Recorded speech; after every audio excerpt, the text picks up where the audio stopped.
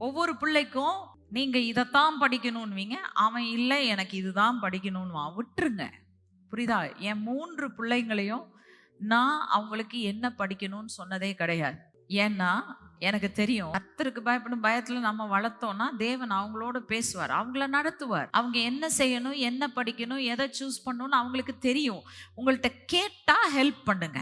ஆனா அவன் தவறான வழியில போக மாட்டான். அவனை பிடித்ததை படிக்க விடுங்கள். இன்னைக்கு நிறைய பெற்றோர் பண்ற தப்பு அதுதான். அவன் ஃப்ரீ சாய்ஸ், தேவன் நமக்கு ஒரு சுய சித்தத்தை கொடுத்திருக்கிறார், அதை எடுத்துறது நம்முடைய தப்பு. ஆனா அதே நேரத்துல டிசிப்ளின் பண்ண வேண்டிய இடத்துல டிசிப்ளின் பண்ணுங்க. வசனம் என்ன சொல்லுது? போக வேண்டிய வழியிலே பிள்ளையை நடத்து. அவன் முதிர் வயதா இருக்கும்போது அதை விட்டு என்ன செய்ய மாட்டான், விலகி போக மாட்டான். நீங்க கரெக்டா உங்க பிள்ளைய வளர்த்தீங்கன்னா அவன் கரெக்டா சாய்ஸஸ் எடுப்பான்.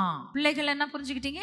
நாங்க தண்டிக்கப்படுறது கண்டிக்கப்படுறது தேவன் என் பெற்றோருக்கு கொடுத்திருக்கிற அதிகாரம், என்ன நல்வழிப்படுத்துவதற்காக தேவன் கொடுத்திருக்கிற அதிகாரம். அவங்களுக்கு நான் கீழ்ப்படியாம எதிர்த்து நின்று அவங்களோடு கூட நான் போராடும் போது நான் எங்க அப்பா அம்மாவோட போராடல, நான் யாரோடு போராடுறேன்? தேவனோடு போராடுறேன்.